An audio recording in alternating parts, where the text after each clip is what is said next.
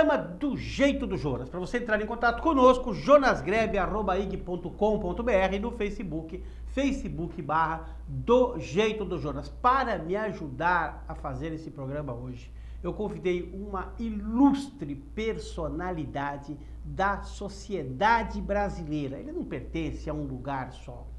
Dr. Benny Smith é uma figura mundial, um médico, patologista, e para que vocês tenham ideia do que diz o Google, diz assim, abre aspas para o Dr. Benny: mais importante na tarefa de reabilitador do que fazer com que o doente volte a andar ou readquira o domínio dos movimentos, é também ajudá-lo a reencontrar a dignidade, o prazer e a alegria de viver. Dr. Benny Smith é professor de medicina, um dos maiores patologistas neuromusculares do mundo, chefe do Laboratório de Patologia Neuromuscular e professor da disciplina de Patologia Cirúrgica da Universidade Federal de São Paulo, Unifesp. Que honra, que prazer, que privilégio tê-lo aqui, Dr. Benny Smith. Muito obrigado, Jonas, pelo convite, e estou à sua disposição para a gente fazer nessa noite um programa bacana. Doutor Benny, o senhor é médico, eu não posso deixar de perguntar, o mundo está doente? O mundo está doente, Jonas, o mundo está doente. E as duas principais causas do adoecimento do ser humano é, em primeiro lugar, a tristeza. Então, as sociedades estão doentes, as pessoas perderam o sentido de refletir sobre a condição humana, né? E o segundo aspecto muito importante é a obesidade, né? Então, a depressão mais a obesidade, elas são duas causas importantes de doença no mundo. Tanto isso é verdade, Jonas, que hoje o que mais chama atenção na medicina é o aumento do número de câncer e o aumento de número de doenças autoimunes. A tristeza, por que as pessoas estão mais tristes do que eram antigamente? Olha, essa é uma pergunta complexa de se responder, né? Mas nós que somos contemporâneos, e se a gente fizer... Sou mais velho, hein?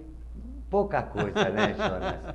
Mas se a gente fizer pensar um pouquinho, e a gente pensar nos nossos filhos, no neto, a gente vai ver que alguma coisa se perdeu nesses últimos 40 anos, né? Eu, por exemplo, pessoalmente, me lembro de ter tanto prazer de jogar futebol aqui na Praia do Guarujá, na Enseada. E hoje, por exemplo, me chama muita atenção, por exemplo, nas praias do Guarujá e de Santos, eu não vejo ninguém jogar bola na praia, Jonas, né? E jogar futebol era uma coisa muito alegre. Talvez a tecnologia tenha um pouco de culpa, né?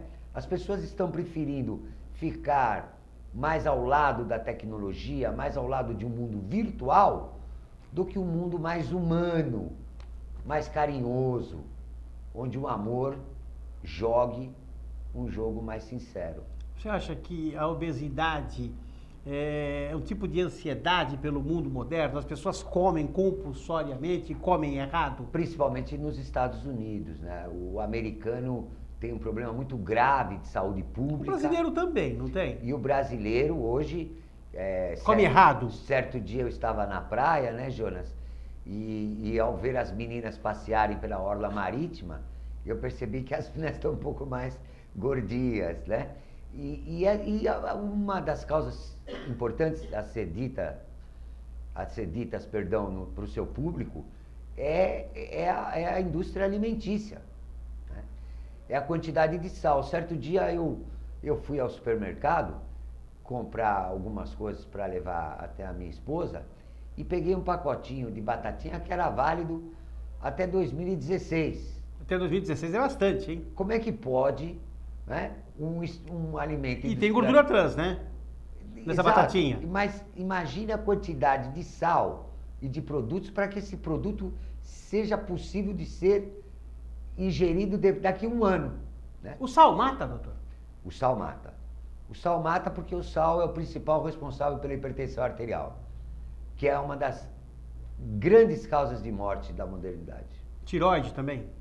Tireoide menos, mas a tireoide também mata, né? Doutor, o que é patologia muscular? Patologia muscular, então eu sou patologista. O senhor é patologista. Patologista vem de patos. Patos. Patos em grego significava amor, mas essa palavra foi perdendo seu significado na vida moderna e patos hoje significa doença. Veja como os gregos eram uma civilização melhor que a nossa, com certeza. Os gregos diziam que quem não ama, adoece. Fica apático. Apático, daí vem a palavra apático. E hoje a gente usa patos para doença. Patologista é um cientista que estuda as doenças e que faz biópsias para dar diagnósticos anatomopatológicos. Por exemplo, Jonas, você tem um tumorzinho, uma pinta no rosto. O patologista recebe essa pinta, que foi retirada por biópsia, e vai ver se ela é benigna, se ela é maligna, vai ver do que é que nós estamos falando, para que o dermatologista possa ter uma conduta correta. A profissão do patologista é essa. O patologista muscular, por sua vez, é o indivíduo que dá o diagnóstico das doenças neuromusculares. Todas as doenças que cursam comprometendo o músculo esquelético. Entendi. Quer dizer, se fosse na Grécia, hoje o patologista seria um estudioso do amor? Se fosse na Grécia a medicina era diferente. Infelizmente, hoje, é preciso dizer, sem hipocrisia, que a medicina participa do mundo moderno. A medicina hoje é uma fábrica de dinheiro? Exato, era o que eu ia dizer. A medicina hoje é também um negócio, se tornou um negócio, né? Mas eu gostaria de ressaltar a figura do médico brasileiro com a autoridade, Jonas, se me permitir, de ter sido professor de medicina em alguns outros países durante algum tempo, um bom tempo, né? E eu considero o médico brasileiro, apesar dos nossos defeitos, o médico mais humanista do mundo. É mesmo? Aqui no Brasil, a gente pode ainda ir no médico e o médico te receber com sorriso, ser simpático, né? Eu, por exemplo, eu completei ano passado, Jonas, 40 anos de medicina, lecionando medicina. Eu sou professor de medicina, eu completei 40 anos dando aula de medicina ano passado e eu deixei uma mensagem que é a seguinte: eu não tolero mais médico antipático. Porque veja bem, aos seus espectadores. A pessoa já está doente, já está para baixo. Você vai e paga uma fortuna a consulta. Isso. E ele ainda é antipático, não é verdade? Verdade. Quer dizer, por melhor que ele seja profissionalmente, eu acho que na minha opinião... A briga dele com a mulher dele fica em casa. Eu acho que o médico ou não vem trabalhar. Agora, deixa eu inverter essa situação. Como é que um médico pode atender 30 pessoas em 45 minutos num posto de atendimento médico público? Não deveria. Mas deveria. Atende. Atende. Depois chega lá e fala assim: o que o senhor tem? Aí eu tenho tosse. Toma isso aqui. Próximo.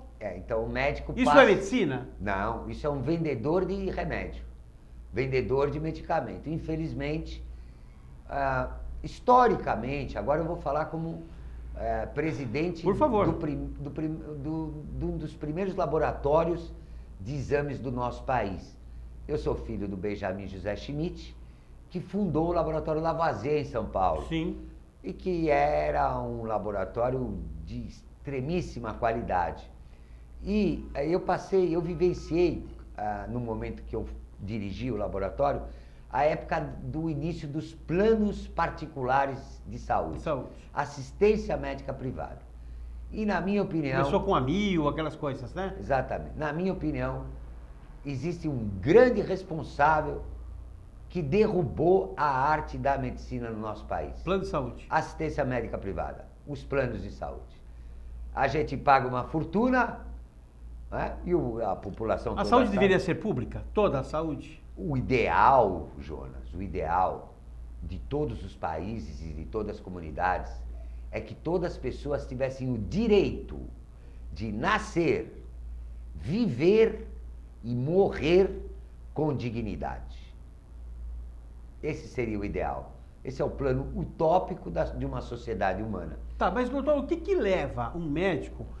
eu sei que o salário conta muito, tem que levar dinheiro para casa e tal, mas o que leva um médico a colocar na sua profissão essa condição de atender uma fila de pessoas num posto de saúde, onde ele não tem a menor condição de trabalho? Não tem como, você não consegue fazer uma consulta, né? Eu sou advogado, eu não consigo fazer uma consulta com um cliente para pegar um caso em menos de 1 hora. E olha que eu não estou falando de vida, eu estou falando de direito. Vida é muito mais difícil.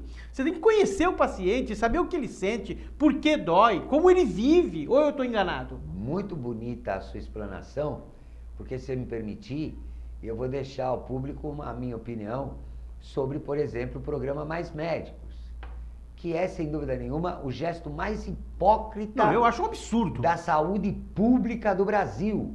Como pode, Jonas, como pode, espectador, um médico cubano, que aliás nem é médico, viu? Ele é um assistente de saúde. Eu sei, os médicos que nós conhecemos, principalmente aqui na cidade do Guarujá, dizem que qualquer enfermeira sabe mais do que um médico desse. Como um médico de Cuba, com todo respeito ao país, tirar uma anamnese, uma história de um paciente, porque a medicina começa com o médico conversando com o doente. A anamnese. Eu, quando vou ao Nordeste, ou vou a uma cidade mais afastada, se eu que sou brasileiro tenho dificuldades de entender o que o paciente está me contando, como pode, Jonas, um cubano entender o que essas pessoas humildes estão falando? Sem contar que não tem como estudar uma tomografia computadorizada em um país que não tem computador, né, doutor? Então eu acho que a saúde pública do nosso país é hipócrita, mas isso não é só no nosso país. Existem poucos países no mundo que têm uma saúde pública bacana, né? E a gente tem que ser otimista, né? Eu sou uma pessoa extremamente otimista. Agora, para responder a sua pergunta, o médico hoje que trabalha no serviço público como eu sou funcionário público federal. Sim. Há muitos anos, Jonas. Eu trabalho por idealismo, né? Quem trabalha no serviço público não trabalha por ideal, né? Se eu tivesse o salário de um vereador, se eu tivesse o salário de um deputado, ou se qualquer médico da rede pública de saúde tivesse o salário de um político, seria diferente. Seria diferente, né? Mas não tem.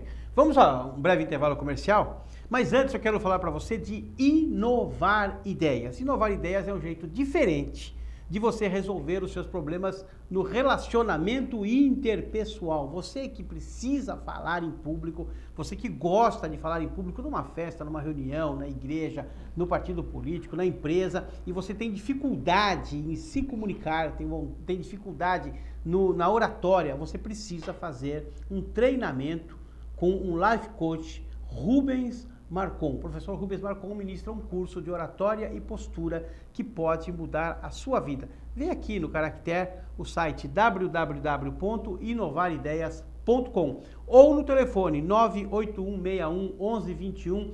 Inovar ideias para melhorar o seu relacionamento interpessoal, para que você aprenda a se comunicar. Daqui a pouquinho nós voltamos do jeito do Jonas.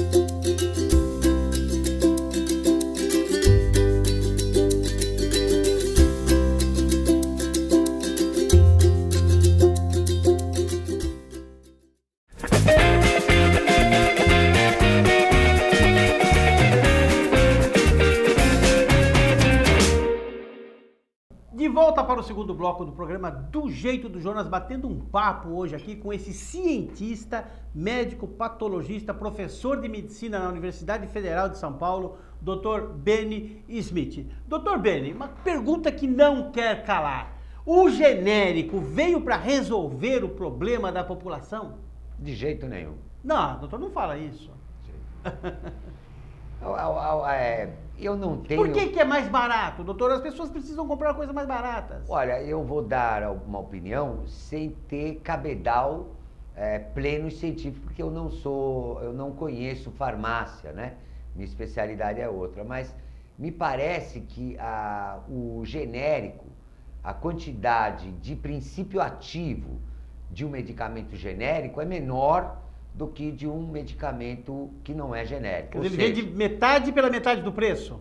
A aspirina, por exemplo, genérica, ela tem deve ter menos princípio ativo que a aspirina que não for genérica, né? A indústria farmacêutica, eu posso falar sobre isso? Pode falar, a indústria farmacêutica. A indústria farmacêutica é dona da terra.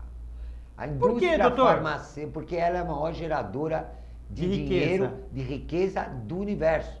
Por quê? Ela tem um erro, na minha opinião, que no mundo finito, a indústria farmacêutica quer ter um lucro infinito.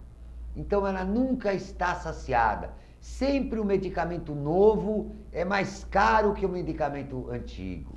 Eu tenho medicamentos que eu usava na minha carreira que desapareceram da prateleira, por causa que eles eram muito baratos. Então a indústria farmacêutica substitui um medicamento constantemente e assim vai alterando o seu valor. A patente faz isso? Olha, ou não tem nada a ver? A indústria farmacêutica ela é ligada com vários poderes da nossa sociedade que mexem com o dinheiro. Criticar hoje um ser humano, a gente tem que primeiro olhar para nós mesmos, né? Para os nossos erros, né, Jonas? Sim. Porque ninguém é anjo, não é verdade? Mas eu acho que existem pessoas que são menos anjas que as outras, não é verdade? E a gente tem que fazer essa apologia de usar o melhor que a gente pode. E eu acho que existem 3 caminhos, se você me permitir, na minha opinião, agora que eu estou me aproximando de ser um idoso. Hoje no Congresso Brasileiro de Neurologia, no Guarujá, falamos muito sobre os idosos. Idoso é uma pessoa que tem mais de 60 anos de idade pela literatura. Eu sou um idoso. Você é um idoso. Idoso, tá certo. E eu sou quase um idoso, Jonas. Mas eu acho que tem 3 caminhos para a felicidade, para uma pessoa ser feliz. O primeiro caminho é a pessoa se encontrar na vida. O que é isso? A gente descobrir o nosso dom. Todo homem, toda pessoa, todo ser humano tem um talento. E a gente só é feliz quando a gente trabalha naquilo que gosta. Aí você não trabalha, você se diverte. O amor, não basta ter talento se a gente não achou a pessoa amada, né? O amor faz parte, sim, da felicidade. E ter um respeito à vida. Eu acho que essa tríade de respeitar a vida, de respeitar a Deus, respeitar a família, achar o seu dom naquilo que você tem de melhor para entregar para os outros e exercitar o amor... Você acaba achando a felicidade. Agora eu lhe pergunto, o senhor é um cientista, descobridor aí de várias doenças, tem doenças até que levam o seu nome, por o senhor ter feito todo o trabalho de pesquisa. O senhor é um cientista pleno. Onde que entra Deus na vida de um cientista? O cientista, geralmente, ele tem uma certa apatia a essa questão confessionária. Veja bem, Jonas, foi excelente que você fez essa pergunta, porque um americano famoso, biólogo, Richard Dawkins, disse que provou que Deus não existe. E o arrazoado dele é o seguinte, americano, famoso, sim. Ele disse, eu criei uma célula sintética, então eu criei a vida... Então eu sou Deus. Então agora eu provo que Deus não existe. Ele quer dizer que ele é Deus porque ele criou o que Deus criou. Isso, esse foi o arrazoado. Sim. E como que a gente quebra esse arrazoado facilmente? Muito bom. Parabéns por o senhor ter criado essa célula sintética. Agora eu queria lhe fazer uma pergunta, professor. E esse material que o senhor usou para criar a célula sintética, foi o senhor que criou? Não, ele usou o que tinha na natureza. Então, Jonas, o que eu quero deixar a mensagem ao espectador é o seguinte. Todo bom cientista, Jonas, se aproxima de Deus, não se afasta de Deus. Por quê? O cientista que vive da observação já percebeu, todos os bons cientistas, eu sou um humilde cientista, todos os bons perceberam que a razão humana é incapaz de explicar a vida. Então, se eu, como cientista, sou incapaz de explicar a vida com o DNA, com o genoma, ou com o que quer que seja, eu tenho que me voltar para alguma coisa mais espiritual. Se você quer chamar de Deus, chame de Deus. Chame do que você... Não importa a religião, né? Não importa, chame do que você quiser. Mas o bom cientista deve ter esse respeito. Esse seu relacionamento com Deus tem alguma coisa a ver com o Dr. Benny Smith, um dos médicos mais conceituados desse país, montar um consultório dentro da favela de Paraisópolis? Isso é realmente uma coisa fantástica. Foi no momento que a minha vida era tão boa, Jonas, e eu acabei vendendo, porque eu não gostava de trabalhar em laboratório, eu gostava de ser neuromuscular, gostava de trabalhar com paraplégicos, gostava de dar diagnóstico, gostava da minha profissão. Você queria deixar o seu pai aborrecido? Não, todo jovem faz isso. Nessa época meu pai já estava doente. Já? Que pena. Meu pai já era portador de Alzheimer. Mas ele era dessa linha e o senhor foi para uma linha completamente diferente. Mas o meu pai era um cientista, né? Meu pai que escreveu o teste do pezinho, sim, né? Mas a favela, a história é a seguinte, por eu estar num momento tão bom, né? Estar tão apaixonado pela minha mulher, pelos meus filhos, eu queria fazer alguma coisa maior. Então eu fui atender gratuitamente. Na favela de Paraisópolis. Primeiro em Paraisópolis e depois fiquei 1 ano e meio na favela de Heliópolis. De Heliópolis também. Isso. E foi uma experiência boa? Foi uma experiência maravilhosa que eu quero deixar a principal mensagem, talvez, do teu programa de hoje. As pessoas acham, ou tem, as pessoas que não moram nas favelas, eu sei que alguém vai criticar, né? Vai mandar nós dois irmos morar na favela depois do que eu vou falar, mas eu quero dizer uma coisa para vocês. Eu moro num apartamento, Jonas, que quem desce do meu prédio não me dá bom dia, boa tarde, nem boa noite. Tá carrancudo, apressado, nervoso. E rico. E rico. E quando eu morei na favela, eu aprendi que existem muitas pessoas que não têm carro, não são nervosas, não estão apressadas, e que têm ainda aquela vida que nós tínhamos quando nós éramos criança, de viver num bairro, de viver com amigos. E a favela, eu acho que é um reduto de humanização do ser humano. É lógico que vão responder para nós. E falta muita coisa. Vai morar, né? na favela. Uhum. Mas a questão não é essa. Filosoficamente, a gente tem que resgatar, hoje no homem moderno, a nossa humanidade. Está faltando humanidade, doutor? Está faltando. E, aliás, Deus deve ter muita paciência, já que a gente falou em Deus. Porque com tantos defeitos que o homem tem, por que será que Deus está tão paciente em nos manter ao lado dos outros animais? Né? O homem é torturador. Não existe outro animal na Terra que tortura. Não existe outro animal na Terra... que mata por matar. Que prende, Jonas, uma pessoa numa solitária durante anos e anos e anos, ao invés de tratá-la psicologicamente. Né? Então, o ser humano está cheio de defeitos. Eu tenho uma resposta pessoal. Eu acho que Deus acredita na gente por um só motivo. A gente ainda vai merecer. E a melhor maneira de a gente merecer é a gente fazer aquilo que a gente tem de melhor. E o que é que a gente tem de melhor? Nenhum animal ama como o ser humano pode amar. Eu acho que esse é um motivo importante de Deus estar com tanta paciência, porque a paciência de Deus pode ser infinita. Mas até o infinito deve ter um limite. Deve ter um limite. Em algum ponto isso deve parar.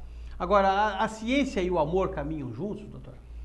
Quando eu faço palestra de medicina, eu sempre gosto de contar, eu sou professor de mitologia grega, eu sempre conto um conto grego ou uma mensagem dessa civilização que foi muito melhor que a nossa, para que os alunos guardem. Um conto grego desses curtinhos, conta pra gente.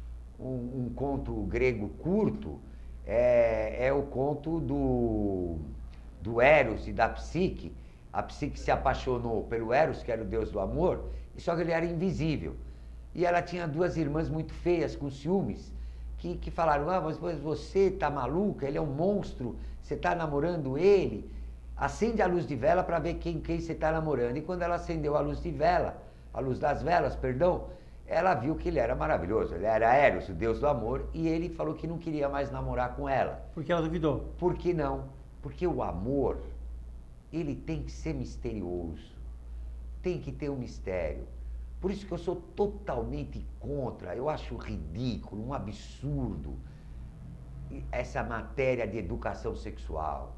O sexo tem que ser descoberto, o sexo tem que ter o seu mistério, porque quando você desnuda aquilo que carimba a atração entre o masculino e o feminino, você está levando ele a um nível mais para baixo da característica e da melhor experiência que o ser humano pode ter. E Eros acabou se separando da Psique. E para terminar essa história, eu uso muito ela, sabe para quê? Para revelar o amor que eu tenho pela minha mulher, porque eu respondo assim no final da aula, que se eu fosse Eros e a Patrícia a Psique, né, por mais velas que ela acendesse, meu amor por ela jamais terminaria, porque ele está muito mais profundo do que meus olhos podem ver. O senhor, inclusive, escreveu 2 livros, 2 romances para a sua esposa? Não, um foi. Patrícia, Cartas e Versos para a Mulher Amada, O Vida em Fúria, Um Amor à Vida, e agora quero convidar todos os espectadores aqui para o lançamento. Para o lançamento do Toast, que é o cachorro que me acompanha com os pacientes. Quer dizer, você fez um livro de amor à esposa. Outro à vida. Outro, um livro de amor à vida. E agora um livro declarando o amor ao Toast, ao cachorro. Toast, ao cachorro. Retratos de um amor. Quando o senhor foi no programa do Jô Soares, o senhor levou o cachorro. Levei o cachorro. Eu assisti o programa. E agora vai sair o livro dele, que é uma reflexão. Eu acho que a hora que a gente tem essa cumplicidade de existir com o cachorro, eu acho que talvez seja uma maneira bacana da gente refletir mais, né? Porque o cachorro não tem pressa, o cachorro não te cobra nada, né? O cachorro não tem tempo e o programa tem tempo e o tempo passa muito rápido. Eu ficaria aqui horas conversando com o Dr. Benny Schmidt, mas o tempo além de ser o senhor da razão, é inexorável. Nós temos aqui 30 minutos que passam muito rápido, mas eu ainda posso, além de agradecer muito por o senhor estar aqui, uma honra incomensurável, não tem como eu medir o tamanho da honra, do prazer que eu tenho em receber aqui um dos maiores cientistas do mundo, um brasileiro que dá aula, que ministra aulas ao redor do mundo em 16 idiomas, se eu estiver errado o senhor me corrija, em 16 idiomas, que foi professor de medicina em vários países de primeiro mundo e que está aqui hoje no Guarujá, atendendo esse humilde programa que muito me honra. Muito obrigado, o senhor tem 30 segundos para falar tchau. Eu queria agradecer ao Jonas, queria deixar uma mensagem, nós estamos se aproximando do meio do ano e queria desejar que essa próxima metade do ano, apesar de todos os problemas que a gente está vivendo, que seja uma metade do ano melhor que a primeira e desejar um voto de boa sorte, porque conforme o Jonas mesmo disse, quem mora na praia, quem vive na praia, está sempre de bom humor. É isso aí. Dr. Benny Schmidt, que Deus te abençoe e te guarde, que faça resplandecer o seu rosto sobre ti e te dê a paz.